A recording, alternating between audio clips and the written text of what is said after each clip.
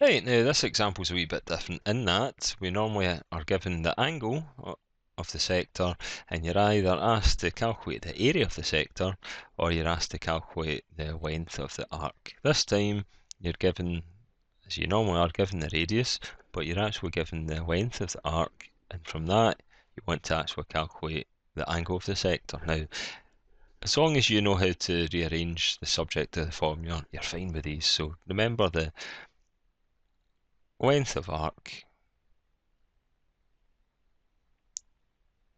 that was the angle of the sector, which we're just saying is theta, divided by 360, because there's 360 degrees in the circle.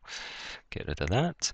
And then what you do is we go, that'll be times, and it's going to be pi d. Okay, so that's the circumference of a circle, right? So this is the length of the arc. So you work out the circumference of the circle, and then it's a proportion of the full circle, which is size of the sector angle divided by 360.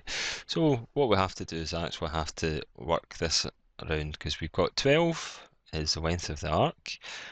Don't know what theta is. 360 times the pi we've got, and we've got 8 for the diameter, for the radius, so it's going to be 16 for the diameter, right? So we've got 16 pi. So we just need to rearrange this formula in order to get theta. So what we need to do is divide this by 16 pi. So I need to divide this side by 16 pi. So what you end up with here is you end up with 12 divided by 16 pi equals theta over 360. Now to get it so it's just theta, you're then going to times it by the 360 and times that by 360. So we end up with 12 divided by 16 pi times 360, and that equals the angle of the sector.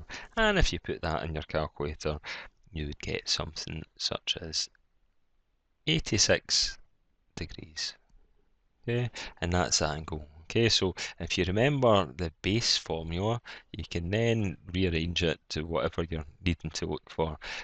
An example might be they give you the length of the arc, they give you the actual angle of the sector, but they ask you to calculate the diameter. You can do this if you can rearrange formulas.